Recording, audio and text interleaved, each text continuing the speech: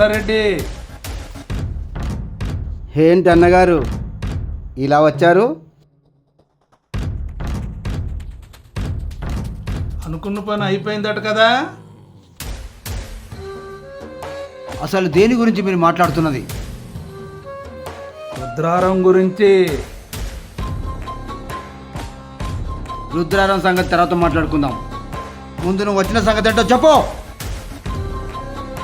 రుద్రారం పక్కన ఉన్న సురవరంలో sugar factory పెట్టాలనుకుంటున్నాను. ఆ స్థలం పైకి నీ మనుషులు వచ్చారు.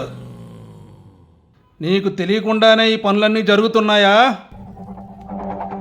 నీవు నీ మనుషుల్ని ఎక్కడికి పంపిస్తున్నావో, ఏ స్థలాల మీదకి పంపిస్తున్నావో తెలియని పరిస్థితిలో ఉన్నావన్నమాట.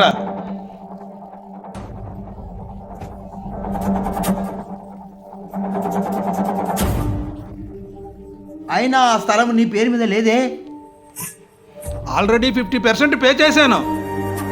2 రోజుల్లో అది నా పేరున రిజిస్ట్రేషన్ కాబోతుంది, తెలుసా నీకు?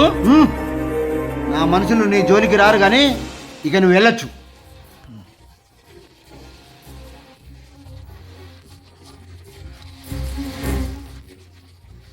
ఒక్క నిమిషం.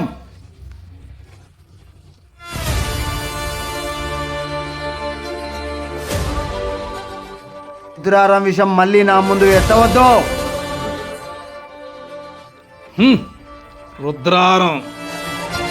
రుద్రారంలో నువ్వు చేసిన పనుల గురించి ఆ ఊరి ప్రజలందరూ కథలుగా చెప్పుకుంటున్నారు.